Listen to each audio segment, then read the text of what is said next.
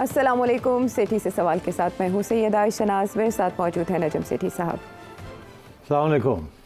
सेठ साहब, आज कुछ मामूल से हटकर। अच्छा। हाँ, वो यूँ कि हमारे शो में usually no news is a good news. अच्छा, इश्यूज डिस्कस हो रहे होते हैं। न्यूज़ ही न्यूज़ होती है। न्यूज़ ही न्यूज़ होती है, but no news is a good news. अच्छा, ऑलवेज इश्यूज। चलो, इकोनॉमी के इश्यूज, हमारे पॉलिटिक्स के, या are they non issues? No, they not. अच्छा, they're all issues. They're all issues and major issues. और हम हमेशा ये बात कर रहे होते हैं कि ये प्रॉब्लम हो गया और अब ये होगा और आने वाले दिनों में मज़ीद प्रॉब्लम्स हुए, हमेशा यही बातें।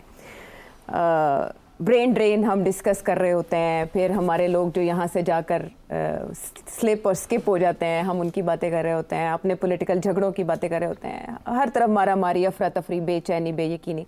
लेकिन 8 अगस्त 2024 का एक ऐसा दिन था जिस दिन एकदम ठंडी हवा चली। रात के 12 बजे जैसे ही सारे स्क्रीन्स पर नज़रें जमाए बैठे थे और एकदम ये खबर चली कि पाकिस्तान ने ओलंपिक्स में, पेरिस ओलंपिक्स में गोल्ड मेडल जीत लिया है। और ये एजाज़ पाकिस्तान के नाम करवाया अरशद नदीम साहब ने। और उन्होंने एक अपने भारतीय दोस्त को शिकस्त दी, नीरज चोपड़ा, जिनकी वालदा ने बड़ा खैर मकदम किया और अपना ही बेटा अरशद नदीम को करार दिया है। तो ये एक बहुत बड़ी फतह थी जिस पर तबसरे शुरू हुए और जैसे पूरे मुल्क में एक अजीब सा रंग था, सभी चेहरे मुस्कुरा रहे थे और सब ने उसको दिल के साथ महसूस किया, क्योंकि क्रिकेट से उम्मीदें थी। तो वहाँ हम शिकस्त खा के आए, फिर सर्जरी की बातें की गई, वो कहीं डंप हो गई। लेकिन अरशद नदीम ने वो किया जो एक्सपेक्ट नहीं किया जा रहा था। तो आपको कैसा महसूस हुआ जब आपको पता चला कि पाकिस्तान ने 40 साल के बाद गोल्ड मेडल जीता है, वो भी जेवलिन थ्रो में, यानी नेज़ाबाजी के मुकाबलों में? आयशा, बड़ी अच्छी खबर है, हमें अच्छी खबरों की ज़रूरत है। बड़ी इस मुल्क में मायूसी फैली हुई है हर तरफ से, और उसमें अगर कोई अच्छी खबर आए तो यकीनी तौर पे सेलिब्रेट करना चाहिए उसे। और अरशद ने झंडा लहराया है और ज़ाहिर है खुशी तो होगी सबको। इतनी मायूसी इस पे, सियासत से मायूसी हो, महंगाई से मायूसी हो, क्रिकेट से मायूसी हो, हॉकी से तो पहले ही मायूसी काफ़ी अरसे से चल रही है, एंड सो ऑन। तो ये आउट ऑफ द ब्लू जिसे कहते हैं ना, कि जेवलिन थ्रो, ये किसी ने सोचा भी नहीं था कि पाकिस्तान compete भी करेगा इस किस्म की स्पोर्ट के अंदर। इसमें तो ज़्यादातर जेवलिन्स और ये चीज़ें जो हैं यूरोपियंस हमेशा आगे रहे हैं। और सो अब ये अरशद नदीम की बात आनी शुरू हुई कि वो बड़ा अच्छी कारकर्दगी कर रहा है, तो काफ़ी लोग एकदम जैसे कहना जाग उठे, यार ये कौन है, ये जेवलिन क्या होता है? नाम बड़ा खूबसूरत है, जेवलिन। अच्छा, तो अब अच्छा, बाय द वे पुराने ज़माने में ये ओलंपिक्स पता ना ग्रीस से निकली। तो ग्रीक के जो स्टैम्प्स होते थे, मैं जब बचपन में स्टैम्प कलेक्टर था। अच्छा। तो ग्रीस के जो स्टैम्प्स से सबसे ज़्यादा खूबसूरत होते थे ये, और वो स्टैम्प्स के ऊपर ये एथलीट्स की तस्वीरें होती थी, जिसके अंदर डिस्क थ्रो, जेवलिन थ्रो, ये सारे हीरोज़ होते थे। अच्छा। और ग्रीक गॉड्स जो हैं, उनकी जो मिथोलॉजी है, उसके अंदर भी जो गॉड्स हैं, they named after some of these great sports and so on. And तो स्पोर्ट्समैन को गॉड लाइक स्टेचर था ग्रीक मिथोलॉजी में, एंड इसीलिए ओलंपिक्स वहाँ से शुरू हुई, मैराथन वहाँ से शुरू हुआ, and so on. Okay, great appreciation. American chief justice Warren Hastings था मेरा नाम उसका, अमेरिकन सुप्रीम कोर्ट का। तो उसने कहा कि जब मैं अखबार खोलता हूँ तो मैं फ्रंट पेज नहीं देखता, मैं बैक पेज देखता हूँ, या मैं स्पोर्ट्स पेज देखता हूँ, क्योंकि वहाँ इंसान की कामयाबी की राज होती है, वहाँ रिजल्ट्स होते हैं सक्सेस के, अकम्पलिशमेंट्स के, अचीवमेंट्स के। हमेशा कहता है मुझे बड़ी खुशी होती है। बाकी अखबार में देखता हूँ तो वहाँ रोना धोना, मार कुटाई, तो उससे कोई बड़ी मायूसी होती है। तो मैं मायूस नहीं रहना चाहता, तो मैं हमेशा स्पोर्ट्स के रिजल्ट्स देखता हूँ, बिकॉज वहाँ विनर्स होते हैं, अचीवमेंट होती है, रिकॉर्ड्स टूटते हैं, एंड सो ऑन। तो sport enjoys a very important ingredient of national culture. अच्छा, अब यहाँ से अब आगे बढ़ें कि हमारे यहाँ क्या हुआ है। अब वो मेरा ख्याल है डिस्कस करने की बारी आएगी, मगर वो भी हम डिस्कस करते हैं। मगर इस वक्त सिर्फ यही कहना है कि बड़ी खुशी हुई है कि अरशद ने हमारी मायूसी दूर की है कुछ अरसे के लिए, कुछ लम्हे के लिए हम भी कुछ सेलिब्रेट कर सकते हैं, हम भी नाच सकते हैं, हम भी गा सकते हैं। और सबसे अच्छी बात तो ये है कि जिस शख्स को इन्होंने हराया है world champion Indian Neeraj Chopra, उसका भी बड़ी अच्छी ख्वाहिश है और दुआएं थी इसके लिए, और अच्छे दोस्त हैं, बहुत दोस्त भी हैं और कंपेटिटर्स भी हैं। और उधर से उनकी वालदा ने भी अरशद के बारे में बड़ी अच्छी बातें की। उन्होंने कहा कि बड़ी खुशी हुई है, मेरा ही पुत्र है। तो मतलब है कि ये देखें कितनी अच्छी बातें हैं। यही बातें होती हैं जो कि दिलों को लगती हैं, अवामों को इकट्ठा करती हैं, और ये सियासतदानों की नफरत अंगेज़ और सियासत जो है उसको रिड्यूस करती है, डिमिनिश करती है। तो मैं समझता हूँ it's a great day for south Asian sports. मैं एक इंडियन चैनल देख रहा था, वो इतनी तारीफ़ें कर रहे थे अरशद की कि मैं हैरान हो गया। बॉडी लैंग्वेज ब्रिलियंट थी। हाँ, मैं शॉक्ड कि यार इंडियन एंकर्स जो हैं वो इंस्टेड ऑफ सेइंग कि चोरी हुई, चीटिंग हुई, हमारे बंदे को मौका नहीं मिला, ये हो गया वो हो गया, नो, वो तो इसको as a South Asian victory, वो तो उन्होंने इसको पाकिस्तान से बाहर निकाल के और उसको भी अपना लिया है कि ये तो साउथ एशिया की विक्ट्री है। तो मैं समझता हूँ कि this is a great day and we are very proud of Arshad. सिर्फ जाते जाते ये कहना ज़रूरी है कि अरशद को मिनिमल असिस्टेंस ट्रेनिंग पाकिस्तान की रियासत या पाकिस्तान के हुकूमती इदारों ने दी। इसमें कोई शक नहीं है कि जब शहबाज शरीफ साहब चीफ मिनिस्टर से पंजाब के, तो उन्होंने कोई यूथ फेस्टिवल वगैरह किया जी 2012 में। हाँ 2012, तो तब ये इंट्रोड्यूस हुए। तो ये फिर इसने मौका लिया और उसमें इंट्रोड्यूस हुए, और आज शहबाज साहब सेलिब्रेट कर रहे हैं कि जनाब बड़ी विजन थी उनकी कि यूथ फेस्टिवल करवाया। बहरहाल अब ठीक है, अब क्या हम कहें, इस वक्त पॉजिटिव बातें होनी चाहिए। बिल्कुल। और जो भी इसकी क्रेडिट लेना चाहता है उसको लेने देना। लोग इसकी बहुत क्रेडिट जो है वो अरशद को अरशद नदीम और उनके कोच को, क्योंकि अभी कहते हैं कि अभी हाल ही में उनके पास 80,000 रुपया नहीं था कि वो जाके जेवलिन खरीदें अपनी ट्रेनिंग के लिए, ये भी कहा जाता है। और आज जो करोड़ों की बहार आई है, सब मरियम नवाज शरीफ ने भी 10 करोड़ और लोगों ने भी करोड़ों रुपए, कामरान तिसोरी साहब ने भी, सिंध गवर्नमेंट ने भी इनाम का ऐलान और आप देखिएगा कि अभी आर्मी चीफ भी देगा और प्राइम मिनिस्टर भी देगा, और वजीर दाखिला नहीं, चेयरमैन पीसीबी नहीं, वो भी दे देंगे। आप बड़ी शरारतें करती हैं, उनके खिलाफ मत बोला करें ऐसे। अच्छा, आप मेरे तलकात खराब करने पर तुली हैं, ना करें। नहीं, बिल्कुल, इसमें कोई ऐसा इरादा नहीं। आप देखिए, ये खुद बताते हैं अरशद नदीम साहब कि उन्हें पहले क्रिकेट से लगाव था, तो ताल्लुक तो बनता है ना पीसीबी के साथ भी।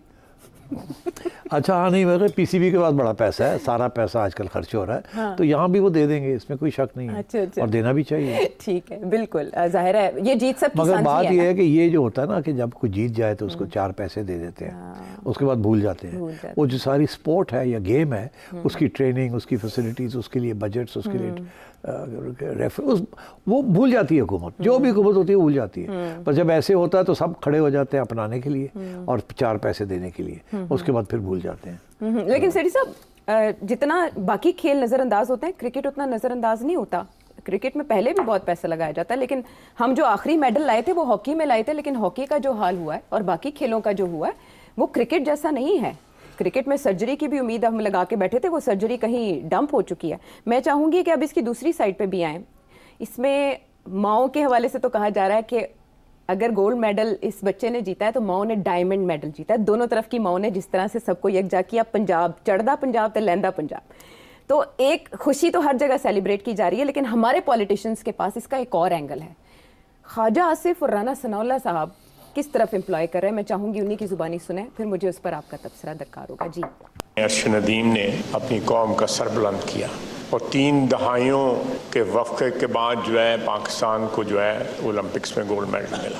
हमारी तमाम स्पोर्ट्स की जो ऑर्गेनाइजेशन हैं, जिसमें ओलंपिक्स की भी तंजीम है पाकिस्तान की, बशमूल उसमें जो शख्स बैठ जाता है फिर बैठ ही जाता है। आप फुटबॉल ले लें, आप हॉकी ले लें, हम सियासतदान जो यहाँ पे हाउस में बैठे हैं इतनी सियासत नहीं करते जितनी स्पोर्ट्स एसोसिएशन वाले सियासत करते हैं। मेरा ख्याल है कि ये हुकूमत का नहीं, इस ऐवान का भी फ़र्ज़ है कि कम से कम हमारी स्पोर्ट्स ऑर्गेनाइजेशन जो हैं वो सियासत से पाक हों। पीसीबी समेत फेडरेशंस हैं, हर जगह पे कोई ना कोई काबिज़ है, और ऐसे लोग काबिज़ हैं, उनमें से अक्सरियत जो है वो रिटायर्ड लोगों की है। वो वहाँ पे सिर्फ इसलिए बैठे हैं कि वहाँ पे जो मुराद हैं, जो फैसिलिटीज़ हैं, वो उनको हासिल कर सकें। इसके अलावा वहाँ पे उनका और कोई काम नहीं।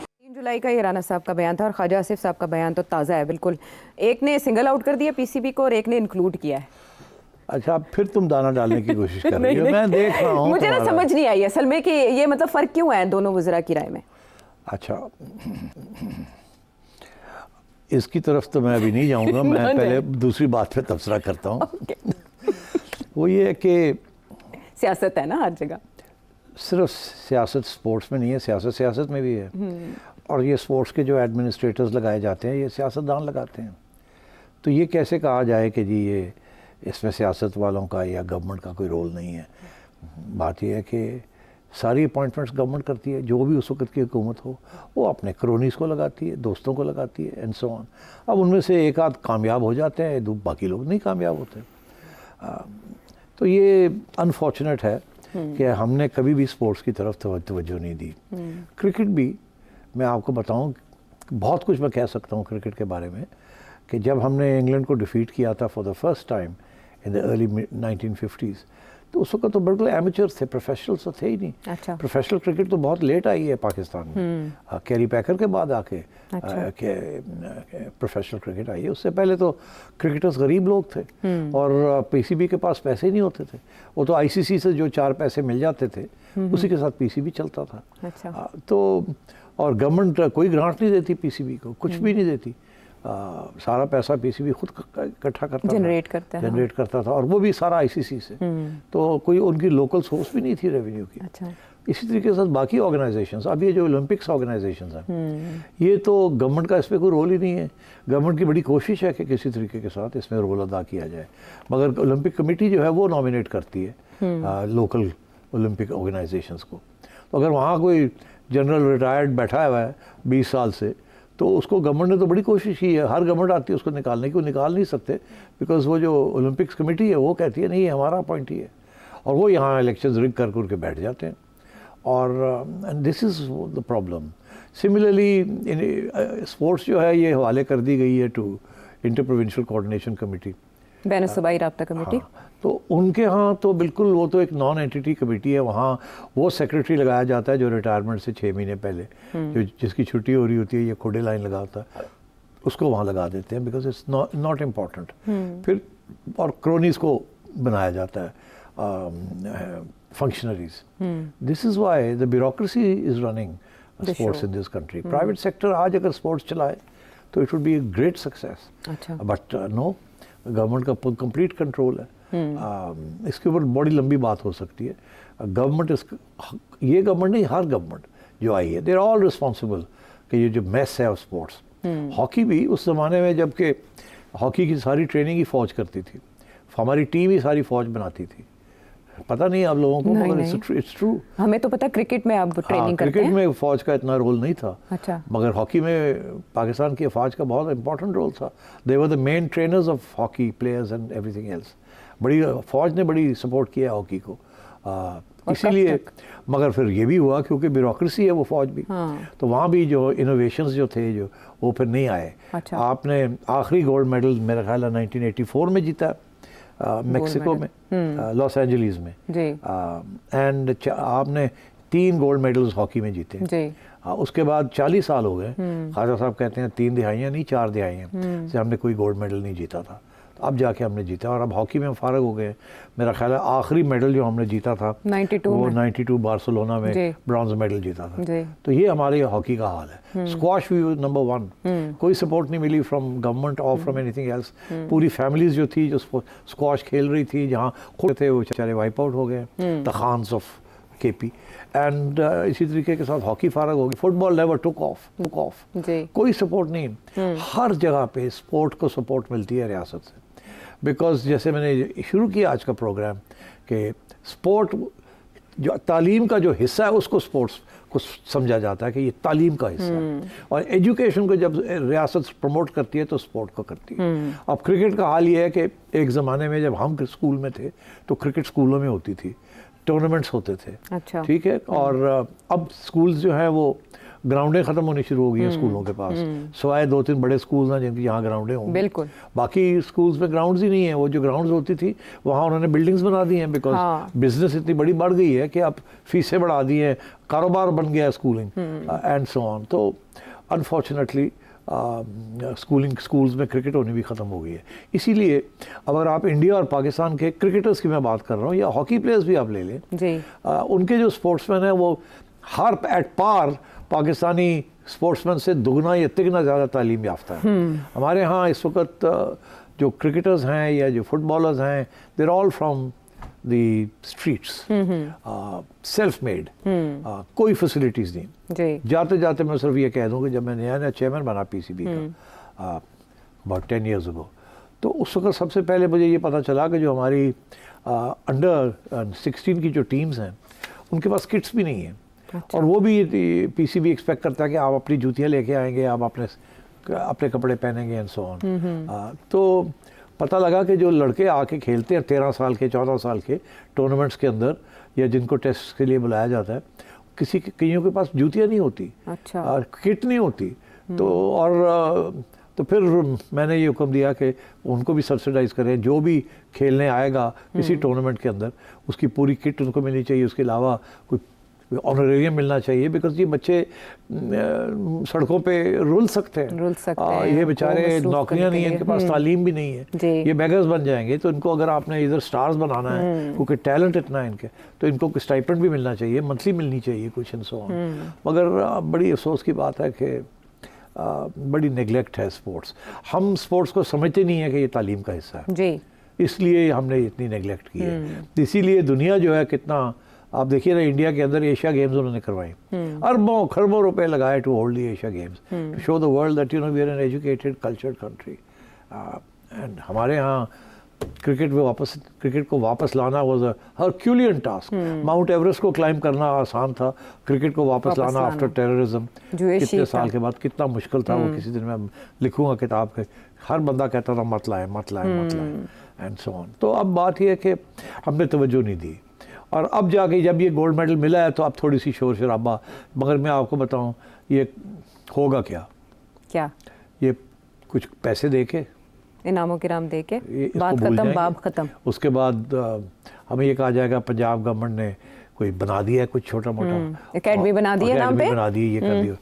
आपको पता है पंजाब गवर्नमेंट के पास 3-4 बड़ी एकेडमीज थी, करोड़ों रुपए लगाए, अरबों रुपए लगाए एकेडमीज बनाने में, वो खाली पड़ी थी। अच्छा। जब मैं चेयरमैन था तो मुझे आए पंजाब गवर्नमेंट ने आके मुझे कहा कि ये हमने ये एकेडमीज बनाई हैं, हमसे तो चलती नहीं है, ना हमें पता है, हमने बना तो दी हैं, बजट बनाना था स्पोर्ट्स के लिए तो बना दिया, मगर आप पीसीबी ये ले ले और आप चलाएं इनको। अच्छा। तो ये इस किस्म की सिचुएशन है। ब्यूरोक्रेसी स्पोर्ट्स को नहीं चला सकती, ये स्पोर्ट्स को चलाने वाले विजनरीज होने चाहिए या प्राइवेट सेक्टर से होने चाहिए। Because sport is now a business. Sport is a business. Revenue and generation. It's part of education. इन दोनों को कंबाइन करना ब्यूरोक्रेसी नहीं कर सकती, जनरल्स नहीं कर सकते. They are not trained to do this. Okay.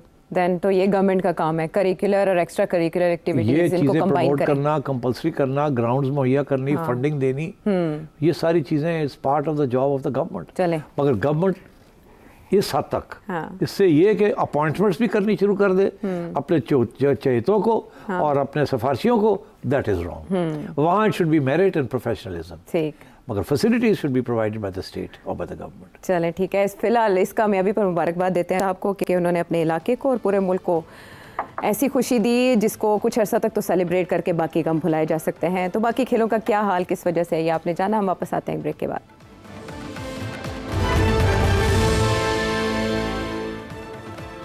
Show में साथ देने का शुक्रिया। हमने बरतानिया की भी बात करनी है और बांग्लादेश की भी, लेकिन चाहते हैं कि लोकल इश्यूज़ ज़रा निपटा लें जल्दी से और अपने पॉलिटिक्स में यंग टैलेंट की बात कर लें। वो है बिलावल भुट्टो जरदारी साहब। कुछ अरसे से खामोश थे, बड़े हम कंसर्न थे कि कहाँ गए, बड़ी ज़रूरत है इस वक्त हुकूमत को उनके साथ की, उनके बयानात की। तो उन्होंने तोड़ी खामोशी और बड़े ज़बरदस्त तरीके से तोड़ी। उन्होंने अरशद नदीम को तो अप्रीशिएट किया और कुछ अच्छे मुतालबात भी किए। उन्होंने कहा कि टैलेंट तलाश करने के लिए फ़ंड्स मुख्तस किए जाएँ और ये तय करेंगे हम कि अगले ओलंपिक्स में पाकिस्तान का हर सूबा एक मेडल जीते, जो कि एक अच्छी खुशाइन बात है। उन्होंने लियारी में जो फुटबॉलर्स हैं उनको उनके बारे में भी बताया कि फुटबॉल जो कप है वो जीतने की भरपूर सलाहियत रखते हैं, इस पे काम होना चाहिए। लेकिन जिस बात की बहुत गूंज है वो ये कि उन्होंने रखा अदलिया को निशाने पर और ताक के उन्होंने बातें की। उन्होंने कहा कि एक इदारा इस इदारे में यानी पार्लियामेंट में बार बार मुदाखलत करता है। पाकिस्तान की सियासत में चाय की प्याली में तूफ़ान को एक आइनी बहरान में तब्दील किया जा रहा है और इस बहरान का ज़िम्मेदार ना मैं हूँ ना वज़ीर आज़म और ना ऐवान में बैठा हुआ कोई शख्स। ये बहरान बाय द जुडिशरी है एंड फॉर द जुडिशरी है, अदलिया की तरफ से और अदलिया के लिए है। सिर साहब, ये क्या हम मखसूस नशिस्तों का जो फैसला है अदलिया का, उसके तनाजुर में ये दबाव समझे पार्लियामेंट की तरफ से कि एक का शो किया जा रहा है? नहीं, दबाव तो अब होगा ना पार्लियामेंट की तरफ से, वो तो डेफिनेट है और सब बोलेंगे। और ये तो आपको पता है, मैंने कुछ प्रोग्राम पहले ये कहा था कि पार्लियामेंट के अंदर अब जुडिशरी के खिलाफ बातें शुरू हो जाएंगी और वो होगा। उस पार्लियामेंट के अंदर जो खड़े होकर आप कहेंगे जुडिशरी उसको कंटेम्प्ट में नहीं ला सकती, तो पार्लियामेंट तो अब चैलेंज करेगी जुडिशरी को। अच्छा। पार्लियामेंट कहेगी कि हम कानून बनाएंगे, आप उस कानून को इंटरप्रेट कर सकते हैं मगर आप बना नहीं सकते। और इस वक्त जो इल्ज़ाम सुप्रीम कोर्ट पे लग रहा है इस बेंचेस के ऊपर कि आपने अब कानून बनाने शुरू कर दिए हैं, कानून कुछ कहता है और आप उसको ट्विस्ट करके कहीं और ले जाते हैं, और इसलिए फिर हमें फिर से कानून साजी करनी पड़ती है। तो ये अब क्लैश आ रहा है बिटवीन पार्लियामेंट एंड जुडिशरी जी।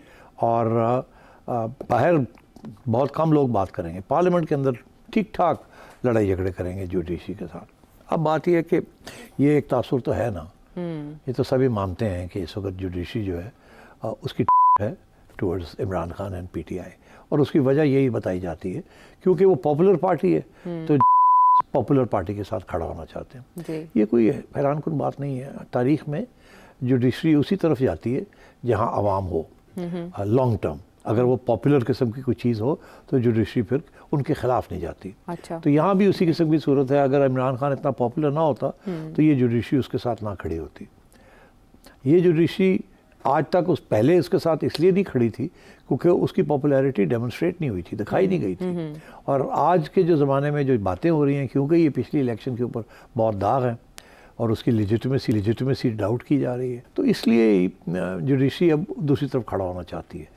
अब ये लड़ाई झगड़े तो होंगे क्योंकि अब जुडिशरी में भी पॉलिटिक्स आ गई है और यहाँ भी पॉलिटिक्स चल रही है। और क्योंकि पाकिस्तान एक बड़े नाजुक मोड़ पे है। अच्छा। कि अगर खान साहब वापस आ जाते हैं तो क्या होगा, और अगर खान साहब जेल में रहते हैं और पार्टी को बैन कर दिया जाता है, एक पॉपुलर पार्टी को, तो क्या होगा। तो ये सवालों के जवाब अभी किसी ने दिए नहीं। अच्छा। ना ही देना इतना आसान है। मगर ये ज़रूर है कि इस वक्त एक बड़ा क्राइसिस का मोमेंट है और सारी जो नज़रें हैं वो जुडिशरी पे हैं, मगर जुडिशरी जो इस वक्त है वो खान साहब के साथ खड़ी है और इस्टेब्लिशमेंट जो है वो गवर्नमेंट के साथ खड़ी है। तो मैं ये कब से कह रहा हूँ कि ये क्लैश आएगा और ये बड़ा ख़तरनाक क्लैश होगा। ठीक है। और अगर इमरान खान पीछे नहीं हटता तो इस्टेब्लिशमेंट भी पीछे नहीं हट रही। अब अगर जुडिशरी पीछे नहीं हटेगी तो पार्लियामेंट भी पीछे नहीं हटेगी। फिर ये फैसला होगा कि पार्लियामेंट सुप्रीम है या सुप्रीम कोर्ट सुप्रीम है। और आखिर में क्या होगा, आखिर में ये होगा कि सुप्रीम कोर्ट के जो फैसले हैं वो नहीं माने जाएंगे। अच्छा। और सुप्रीम कोर्ट को एहसास है इस बात का कि अगर हमने तकड़ा स्टैंड ना लिया तो हमारे फैसले भी जो अभी किए हैं, जो आगे हमने करने हैं, वो ये ना हो कि इस्टेब्लिशमेंट और पार्लियामेंट और एग्जीक्यूटिव उनको रद्द कर दें। Okay. या ये नहीं कि ओपनली कहे हम नहीं मानते, मगर ये है कि कोई कानून बनाने शुरू कर दें, रुकावटें क्रिएट करनी शुरू कर दें, डिलेज क्रिएट करनी शुरू कर दें। ठीक। तो मैं समझता हूँ ये अब बात शुरू हो जाएगी और मुझे लड़ाई के इम्कान नज़र आने शुरू हो गए हैं। अभी हाल ही में दो जजमेंट्स आई हैं, एक चीफ जस्टिस साहब ने की है और एक मंसूर अली शाह साहब ने की है। आपको तो पता ही होगा, दो जजमेंट्स हैं। एक जजमेंट है वो जो मरगला हिल्स में रेस्टोरेंट है, मनाल रेस्टोरेंट के उसके बारे में, और एक जजमेंट जो है वो इन्हीं चीज़ों के बारे में जो अदलिया के जो फैसले हैं वो क्या है। अभी मंसूर अली शाह साहब ने भी एक केस के अंदर काफ़ी खड़काया गवर्नमेंट को और कि आप नज़रअंदाज नहीं कर सकते अदलिया के फैसलों को, आप बाज आ जाएं, आप मेरा फैसला जो है उनको डिले कर रहे हैं। उधर चीफ जस्टिस साहब ने कहा कि हमने कहा था कि सारी वो एनवायरनमेंटल एजेंसी की वजह से वो सारे रेस्टोरेंट्स बंद हो जाएं। हाई कोर्ट ने कहा था, फिर सुप्रीम कोर्ट ने ना कर दी, अब फिर इन्होंने कह दिया कि वो ख़त्म कर दिए। वहाँ अब लड़ाई झगड़े शुरू हो गए हैं कि फ़ौज की ज़मीन है या सीडी की ज़मीन है। तो अब बात यह है कि उन्होंने भी ये कहा है कि हमारे फैसले इम्प्लीमेंट किए जाएं, क्यों डिलेज की जा रही हैं। और इसी तरीके के साथ मंसूर अली शाह ने भी बड़ी स्ट्रॉन्ग जजमेंट दी है केस के अंदर कि मेरे फैसले जो है वो इम्प्लीमेंट नहीं हो रहे, करना पड़ेगा। तो अब ये सारा इसलिए ये जो जजेस कर रहे हैं, उन्हें डर है कि अब वो जो मेन फैसला है रिजर्व सीट्स का, उसके ऊपर उनके फैसले जो है वो डिले हो रहे हैं, वो इम्प्लीमेंट नहीं हो रहे। एक तरफ इलेक्शन कमीशन जो है वो गड़बड़ कर रही है, वो नहीं मान रही, कभी इधर जाती है, कभी इधर जाती है, कभी एक पिटिशन कर देती है, कभी ये कर देती है। उधर पार्लियामेंट नए कानून बनाने शुरू कर दिए जिसका रेट्रोस्पेक्टिव इफेक्ट, आज तक ये जो रेट्रोस्पेक्टिव इफेक्ट वाली लेजिस्लेशन होती है वो हमेशा चैलेंज हो जाती है। इट्स वेरी डिफिकल्ट कि जी एक कानून नहीं था तो किसी ने कुछ किया तो वो गिल्टी तो नहीं हो सकता, बाद में उसको गिल्टी करार देना, तो ये भी कमज़ोर है गवर्नमेंट का केस। तो जजेस मेरा ख्याल है इस वक्त इसी मूड में है। मेरा ख्याल है चीफ जस्टिस साहब को अब समझ आ गई है कि वो घर जा रहे हैं। अच्छा, और मंसूर अली शाह साहब जो है वो आ रहे हैं, तो जो चीफ जस्टिस साहब हैं उन्होंने अब सोचा कि मेरा ख्याल है वक्त आ गया है कि मैं खड़ा हो जाऊँ, मैं भी आंखें दिखाऊँ अब, क्योंकि अब मुझे उन्होंने बनाना तो है नहीं। और मैं समझता हूँ उन्होंने जाने से पहले कोई धमाका कोई ना कोई जजमेंट ऐसी दे देनी है हुकूमत के ख़िलाफ़ या एस्टैब्लिशमेंट के ख़िलाफ़, अपनी रेपुटेशन को सैल्वेज करने के लिए, उनको बरकरार रखने के लिए, बिकॉज उनके ऊपर काफ़ी पीटीआई ने दाग लगा दिए जी, वो बार बार एतराज़ भी करते रहे पीटीआई। मंसूर अली शाह साहब जो है वो अब आने वाले हैं, और देखना हमने ये है कि उनका क्या रवैया होगा। जुडिशरी के अंदर डिविजन्स हैं, आपने ये 2 जजेस जो हैं उनकी जो जजमेंट्स आपने पढ़ी हैं, कितनी सख्त जजमेंट्स हैं। वो तो ये कह रहे हैं कि जो जजमेंट आई है अनकॉन्स्टिट्यूशनल है। उन्होंने अपने भाई लोगों को ब्रदर जजेस को कहा दिया कि आपने अनकॉन्स्टिट्यूशनल जजमेंट दी। तो जब मैंने पढ़ी मैंने कहा ये इशारा है पार्लियामेंट को और कि आप करें इसको, आप करें, नई आइन बनाएं। बिल्कुल। अच्छा, काजी फायज ईसा भी तो एक मरहले पर चीफ जस्टिस बनने से पहले पार्लियामेंट के साथ ही खड़े दिखाई देते थे। ऐसे ही होता है, जब आपको पार्लियामेंट का सहारा चाहिए हो तो साथ ही खड़े होते हैं। जी ठीक है, ये है फ़र्क वक्त का। वक्त के साथ साथ जज्बात बदल जाते हैं। ब्रेक के बाद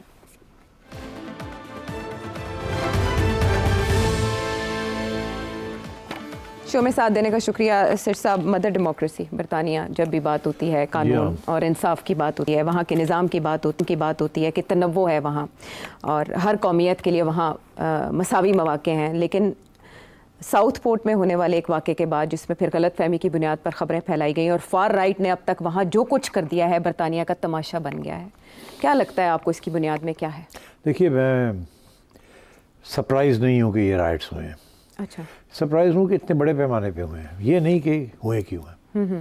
बिकॉज कंजर्वेटिव पार्टी की गवर्नमेंट जो थी वहाँ उनके अपने मिनिस्टर्स ऐसी रेसिस्ट किस्म की बातें कर रहे थे जैसे कि चीप पॉपुलैरिटी गेन करना चाह रहे थे। और वो चीप पॉपुलैरिटी से मुराद ये है कि उनको पता था कि हमारी सोसाइटी के अंदर एक रेसिस्ट एलिमेंट है और वो फार राइट की रिवाइवल हो रही है, सारे यूरोप में भी हो रही है, अमेरिका में भी हो रही है, बरतानिया में भी हो रही है।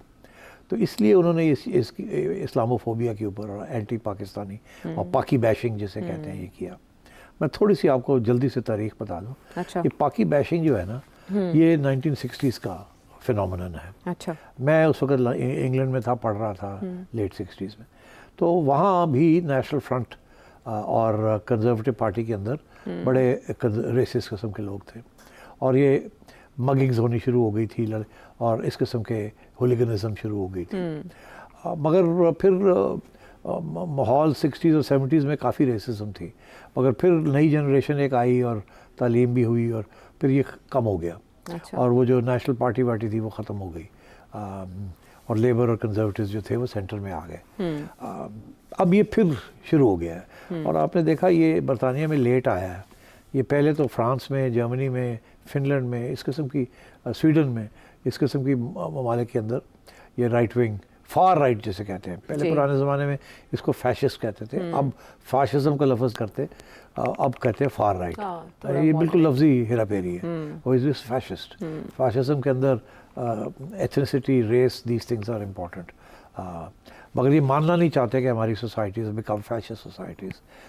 सारी डेमोक्रेटिक ट्रेडिशन अंडर चैलेंज है।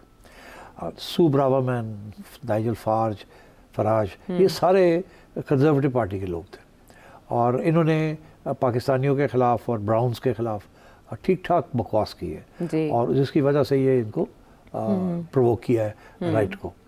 दूसरी चीज़ ये कि ब्रेक्सिट जो था, लोगों ने आज तक उसको एहसास नहीं किया कि ब्रेक्सिट भी इसी किस्म का एक फिनोमेनन था। सबसे पहला एंटी इमिग्रेशन या एंटी माइग्रेशन मूवमेंट यूके में ब्रेक्सिट से हुआ वहाँ ये कंजर्वेटिव पार्टी ने ये ड्रामा किया कि ये जो लोग आ रहे हैं यूरोप से, ईस्टर्न यूरोप के टूटने के बाद ये जो आ रहे हैं, ये हमारी नेशनल हेल्थ सर्विस के ऊपर बड़ा बोझ है, बिकॉज वो हमें फ्री देते हैं हम हेल्थ सर्विस, और हमारे पास पैसे नहीं है और ये फ्री लोडर्स आ जाते हैं। हालांकि वो they were white but they were from the other side and तो इसी वजह से उन्होंने कहा हम निकलते हैं यहाँ से, हम इनको नहीं फैसिलिटीज़ देंगे, हम यूरोपियंस नहीं बनेंगे, बिकॉज ये यूरोपियंस तो हमारे नेशनल हेल्थ सर्विस और हमारी फ्लड कर रहे हैं, यहाँ आके गड़बड़ कर रहे हैं ये तो इसलिए मुझे उस वक्त बड़े दुख होता था कि हमारे पाकिस्तानी भाई भी बिल्कुल ब्रेक्सिट के हक में थे, क्योंकि उन्हें पता नहीं था कि ये कल को आपके गले पड़ेगी। और ये इमिग्रेंट्स जो हैं या ये एंटी इमिग्रेशन बेसिकली और ये डिबेट जो है ये काफ़ी अरसे से चलती रही है वहाँ। उसके अंदर दो पहलू थे उसके, एक में अंग्रेज़ी में कहते थे एसिमिलेशन, दूसरे को कहते थे इंटीग्रेशन। और यूरोपियंस कहते थे कि जो बाहर से आता है वो एसिमुलेट हो जाए हमारी सोसाइटी में, ठीक है। और जो ब्रिटिश थे वो कहते थे एसिमुलेट ना हो, इंटीग्रेट हो जाए। एसिमुलेशन से मुराद ये थी कि जज्ब हो जाए जी। जो बाहर से आता है वो अगर फ्रांस में आ गया तो फ्रांसीसी बन जाए, हमारा कल्चर, हमारा मजहब, हमारा बिल्कुल उनमें और हमारे में कोई फ़र्क नहीं होना, अडॉप्ट कर ले सब कुछ अडॉप्ट कर ले। अब अंग्रेज़ कहता था कि नहीं, आप अपना रखें, अच्छा अपना कल्चर रखें, मगर मिलजुल के इंटीग्रेशन हो जाए। हाँ, मगर अपनी इनफरादियत आपकी रहे, लेकिन बाकी चीजें आप अपना लें जो यहाँ रहने के लिए ज़रूरी है, उनको फॉलो करें। यूरोप में फ़र्क था, उन्होंने कहा जी हमारा कल्चर भी फॉलो करें, हमारा जो सेकुलरिज्म है उसको भी फॉलो करें and so on and so forth. इसीलिए वहाँ रिएक्शन बड़ा आया ना, इस्लामोफोबिया ज़्यादा बढ़ा वहाँ, बिकॉज जो लोग यहाँ से गए वो नहीं मानने के लिए थे, और वो उन्होंने वही हुआ कि जो टर्की से गए या पाकिस्तान से गए या सोमालिया से गए लोग, वो उन्होंने अपने अलग अलग जगह ले ली, वो नेबरहुड्स बना लिए हैं, जैसे आप कहते हैं घेटोस, और वो आपस में मिलते थे, उठते थे। वहाँ के जो लोकल बाशिंदे थे फ्रांसीसी गोरे, उनके साथ कोई आमदोरफ्त नहीं थी, कुछ नहीं था, नौकरी थी, बस वो नौकरी की, कोई दोस्ती यारी नहीं की, कोई इंटीग्रेशन नहीं की, कुछ नहीं किया। और यूके के अंदर थोड़ी बहुत इंटीग्रेशन करने की कोशिश की, मगर यहाँ भी इंडियंस बेहतर रहे, श्रीलंकन्स बेहतर रहे, पाकिस्तानी बहुत, इन्होंने बिल्कुल इंटीग्रेशन नहीं होने दी। और सबसे ज़्यादा जो केसेस हैं नॉन इंटीग्रेशन वो पाकिस्तानियों के हैं, खा वो बच्चियों की शादी के बारे में हो, खा वो other cultural things like pubs and so on, और फिर कम्युनिटीज़, मॉस्क्स, मतलब है कि सबसे बड़ा इशू तो यही था। तो मैं ये समझता हूँ कि इसमें हमारी भी कोई गलती है कि हमारे जो लोग जाते रहे वहाँ, they have not been very educated, working class लोग थे, वो अपनी कम्युनिटीज़ में रहे, उन्होंने दोस्ती यारियाँ नहीं की। बहुत से तो ऐसे थे जिनको अंग्रेज़ी भी नहीं आती थी, वो अगली जनरेशन जो है उन्होंने जाके अंग्रेज़ी सीखी एंड सो ऑन। मगर वो जो घर का माहौल था वो अभी भी वही था, पंजाबी था या पाकिस्तानी था, वहाँ किसी किस्म की कल्चरल इंटीग्रेशन नहीं हुई। तो मैं ये समझता हूँ कि इसकी वजह से अब ये बैकलैश आनी शुरू हो गई है, and this is very dangerous.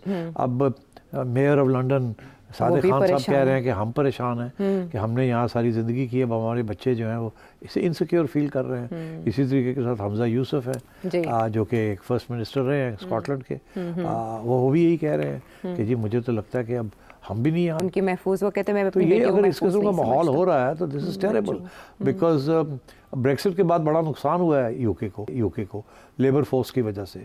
और अब अगर ये जो ब्राउन इमिग्रेंट्स हैं जो इधर से आए, इंडिया से आ रहे हैं, इधर से आ रहे हैं, उधर से आ रहे हैं, अगर इनके ऊपर अटैक्स होनी शुरू हो गई तो फिर और भी यहाँ लेबर शॉर्टेजेस हो जाएंगी और भी बड़ी क्राइसिस ऑफ द इकोनॉमी बन जाएंगी। बिकॉज ये जो सारे इमिग्रेंट्स हैं they play a very major role in propping up the British economy and European economy. इसीलिए तो उनको रखा हुआ है कि बाकी वो काम जो कि गोरे खुद नहीं करना चाहते, मीनियल काम जो इनसे करवाते हैं और करते आए हैं अरसे से। हमारे पास वक्त मुख्तसर है, मेरा ख्याल है ये इसके बहुत से एंगल्स निकल सकते हैं जो मुझे आपसे जानना है, लेकिन प्रोग्राम क्लोज करने से पहले क्या लेबर पार्टी की गवर्नमेंट कंट्रोल कर पाएगी या वो इमिग्रेशन जो कवानीन है वहाँ के उनको रिवाइज करेंगे? मेरी प्रेडिक्शन है कंट्रोल कर लेगी। अच्छा, लेटेस्ट खबरें ये हैं कि पुलिस को तैयार कर लिया गया था, कुछ 6000 पुलिस को तैयार कर लिया गया था, अदालतें तैयार हो गई थी सेंटेंसेस देने के लिए और दे भी रही थी। स्विफ्ट 24 घंटे के अंदर पकड़ा, दिखाई एविडेंस, जज ने उसी वक्त फारिग कर दिया। तो ये राइटर्स को जेलों में डालना शुरू कर दिया। अच्छा। मगर और उन्होंने और भी अपनी सोशल मीडिया के ज़रिए नई डेमोन्स्ट्रेशंस प्लान की हुई थी। आज की खबर ये है कि कोई 160 से ज़्यादा demonstrations across the UK plan हुई हुई थी, सारी कैंसिल हो गई। अच्छा। और this is a good sign. और ब्रिटिश प्राइम मिनिस्टर जो नए बने हैं स्टामर, उनकी ट्रैक रिकॉर्ड है, is a great human rightist, और वो बिल्कुल नहीं छोड़ेंगे, वो सख्ती करेंगे।